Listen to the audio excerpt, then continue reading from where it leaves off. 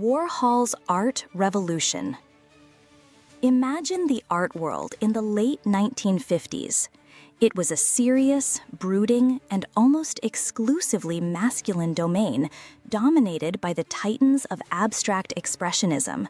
Think of Jackson Pollock, frantically dripping and splashing paint onto vast canvases, or Willem de Kooning wrestling with violent, distorted figures.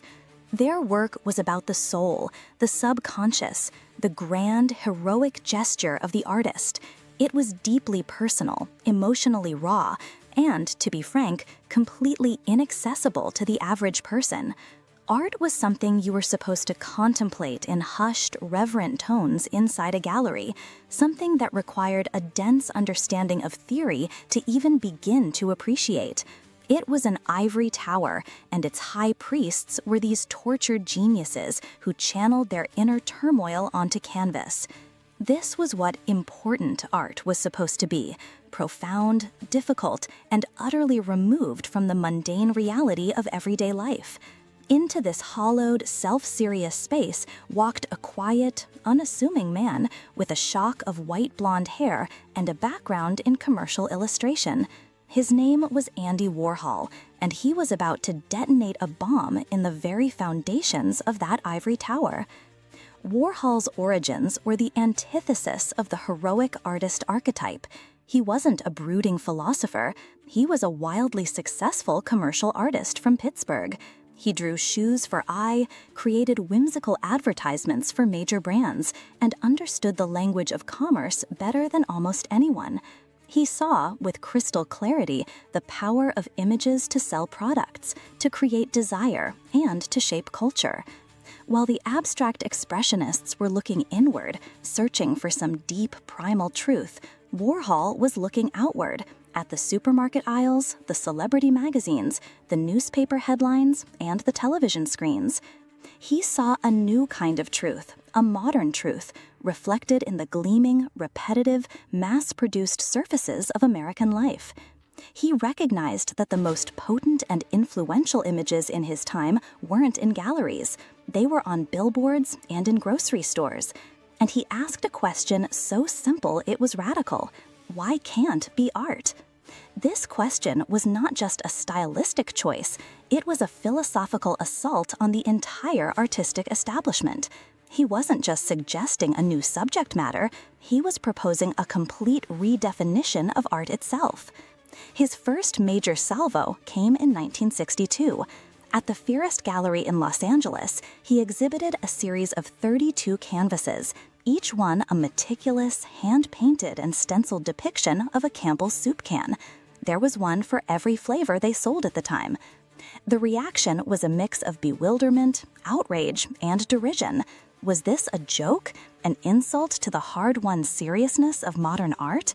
Critics were aghast. They saw it as a cynical stunt, a betrayal of everything art was supposed to stand for. Where was the emotion?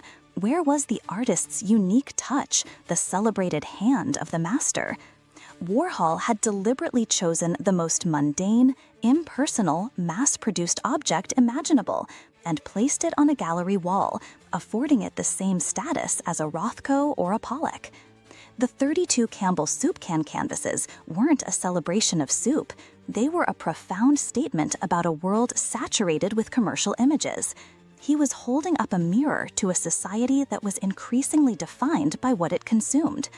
By choosing an object that was identical and endlessly reproducible, he was directly challenging the core values of traditional art: originality, rarity, and the unique genius of the artist. He followed this with his Brillo box sculptures, perfect handmade replicas of cardboard shipping cartons for soap pads. He stacked them in galleries, transforming the space into what looked like a supermarket stockroom. This was even more provocative. It wasn't just a picture of a commercial product, it was the product itself, or at least a perfect facsimile, presented a sculpture. Warhol's Brillo boxes stacked in a gallery forced a critical question. If an artist's skill is no longer about a unique handcrafted object, then what separates art from any other object in the world? What makes one box a sculpture and the other just trash? This was the seismic shift. Warhol wasn't just making art, he was making us question the very system that assigns value and meaning to art. He was exposing the invisible frameworks of the art world, showing that context, presentation, and declaration were just as important as the object itself. He adopted the silkscreen process, a commercial printing technique, to further remove his own hand from the work. This method allowed him to produce images in series, with slight variations and imperfections that highlighted the mechanical nature of the process. He could churn out Marilyns, Elvises, and soup cans with the detached efficiency of a factory assembly line, a direct commentary on mass production and the erosion of individuality in modern culture. This act of appropriation, taking an existing image and recontextualizing it as art, was his most powerful weapon. He didn't invent the Campbell soup label or the photograph of Marilyn Monroe. He simply selected them, magnified them, and forced society to see them in a new light. He made the familiar unfamiliar, revealing the hidden power and aesthetic quality in the everyday images we were trained to ignore. In doing so, he crushed the old definition of art and authorship, paving the way for a new understanding of what art could be and what it could do. Block 2. Pop art cultural impact. Warhol's revolution wasn't confined to the sterile white walls of art galleries. It spilled out into the streets and became the very soundtrack of the 1960s. The soup cans and Brillo boxes were just the beginning. Pop art, as the movement came to be known, didn't just reflect the burgeoning consumer culture and celebrity obsession of the era, it actively fueled and shaped it. While the previous generation of artists had been recluses, working in isolated studios, Warhol turned his own creative space into the epicenter of this new cultural landscape. He called it the Factory, and the name was deliberately chosen. It was a sprawling, silver-painted loft in Manhattan that was part artist studio, part film set, part rock and roll venue, and part all-night party. It was a living, breathing embodiment of his philosophy, a place where the lines between art, life, commerce, and performance were not just blurred, but completely obliterated. The Factory became a magnet for a dazzling and eclectic mix of people: aspiring artists, musicians like Lou Reed and the Velvet Underground, filmmakers, drag queens, socialites, and what Warhol famously dubbed his superstars, charismatic, often troubled individuals like Edie Sedgwick, whom he turned into living works of art.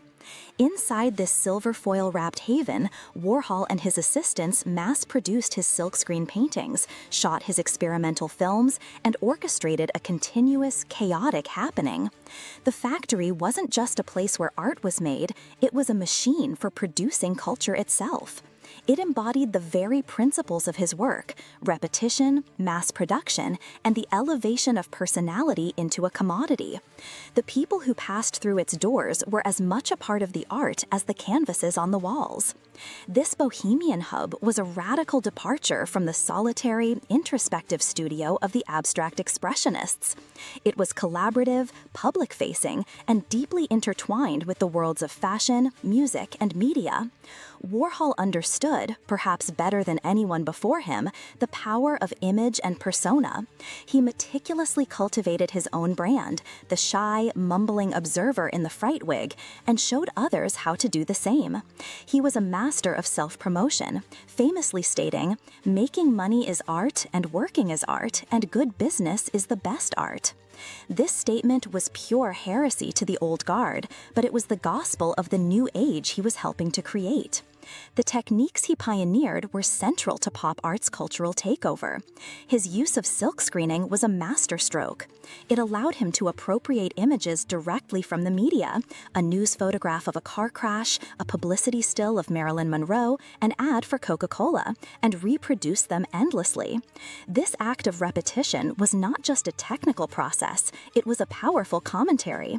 By printing Marilyn's face over and over, sometimes in garish, off-register colors, he highlighted how celebrity turns a real person into a mass-produced, consumable product, her identity flattened and replicated until the original is lost.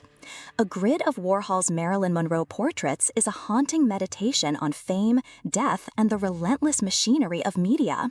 Similarly, his Death and Disaster series, which used gruesome images of car wrecks and electric chairs, forced audiences to confront the way the media sanitizes and repeats tragedy until it becomes just another image to be consumed and discarded. He showed that the same process that sells soup and celebrities also sells death and disaster. This was the dark, critical underbelly of pop's bright, colorful surface. Crucially, this approach completely democratized the experience of art. You didn't need a PhD in art history to understand a painting of Elvis Presley or a can of soup. The subject matter was the shared language of a media-saturated society. Everyone knew who Marilyn was. Everyone had seen a Coke bottle. Warhol was taking the visual vocabulary of the masses and putting it into the high art context of the gallery. For the first time, a factory worker, a secretary, or a teenager could walk into a gallery and see their own world, their own culture reflected back at them. This was a radical act of inclusion that shattered the elitist ivory tower of the art world. Art was no longer a secret language spoken by a select few. It was vibrant, immediate, and deeply relevant. By embracing the lowbrow, the commercial, and the everyday, Warhol and the pop artists didn't just create a new style. They forged a new, more inclusive contract between art and its audience, forever changing who art was for and what it could talk about. Block 3. Pop Art, Lasting Legacy. The vibrant, explosive energy of the 1960s may have faded, but the cultural shockwaves from pop art's revolution continue to shape our world in ways that are more profound and pervasive than ever. Andy Warhol wasn't just an artist, he was a prophet of the modern condition. His work, once seen as a fleeting, superficial trend, now looks like a startlingly accurate blueprint for the 21st century. His pioneering ideas about fame, branding, the commodification of self, and the blurring of art and commerce are the very pillars of our contemporary digital society. The world he depicted is the world we now inhabit, and his influence is so deeply embedded in our culture that we often fail to even see it. It's in the art we consume, the clothes we wear, the music we listen to, and the way we interact with each other through screens. His legacy is not just in museums, it's in your Instagram feed. In the art world, Warhol's impact is immeasurable. He blew the doors open for generations of artists who followed. Figures like Jeff Koons, with his monumental, mirror-polished sculptures of balloon animals, and Damien Hirst, with his branded, factory-produced spot paintings and preserved sharks, are direct descendants of Warhol's philosophy. They operate as CEOs of their own art corporations, employing armies of assistants and mastering the art of the brand, proving Warhol's dictum that good business is the best art. The street artist Banksy, with his use of stencils and appropriation of iconic imagery to deliver sharp social commentary, is working directly from the pop art playbook. Warhol legitimized the use of commercial techniques and popular culture as valid tools for artistic expression, permanently altering the DNA of what a contemporary artist could be. He transformed the artist from a solitary genius into a cultural commentator, a brand manager, and a media manipulator. This influence extends far beyond the gallery. Look at modern fashion and advertising. The entire concept of the brand collaboration, a luxury fashion house like Louis Vuitton teaming up with a streetwear brand like Supreme, for instance, is a purely Warholian idea. It's the meeting of high and low culture, the blending of art and commerce, all packaged for mass consumption. A modern brand collaboration like Nike x Tiffany & Co. is a direct echo of Warhol putting a Brillo box in a gallery. Advertising, too, has fully absorbed his lessons. Modern ads are less about the product's function and more about creating an iconic, repeatable image, a lifestyle, a brand identity that functions like a work of art. The way brands use celebrity endorsements, turning a famous face into the living embodiment of a product, is a strategy Warhol perfected with his portraits of Marilyn, Liz, and Elvis. He understood that in a media-driven world, the image is everything, and the line between a person, a product, and a brand is almost non-existent. Perhaps his most startlingly prescient insight was his famous and often misquoted prediction: in the future, everyone will be world famous for 15 minutes. In the 1960s, this sounded like a bizarre exaggeration. Today, it is the fundamental operating principle of the internet. Social media, with its influencers, viral videos, and meme culture, is the ultimate realization of Warhol's vision. A fast-cutting montage of TikTok videos and Instagram influencers posing is the 15 minutes of fame machine in action. Every user is now a curator of their own personal brand, carefully selecting images of their life, their meals, their purchases, and broadcasting them to the world. We have all become the subjects of our own pop art portraits, endlessly reproducing our own image for public consumption. The influencer who gets paid to post a picture with a can of soda is Warhol's philosophy made manifest. This is the ultimate democratization of fame and branding that he envisioned. Pop art, therefore, didn't just change art history.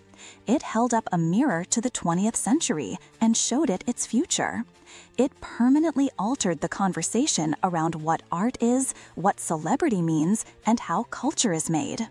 It taught us that the most mundane, everyday objects can hold profound meaning, and that the most powerful forces shaping our lives are often hidden in plain sight, on a supermarket shelf or a glowing screen. The echoes of that pop revolution are all around us, a constant reminder that we are all still living in Andy Warhol's world.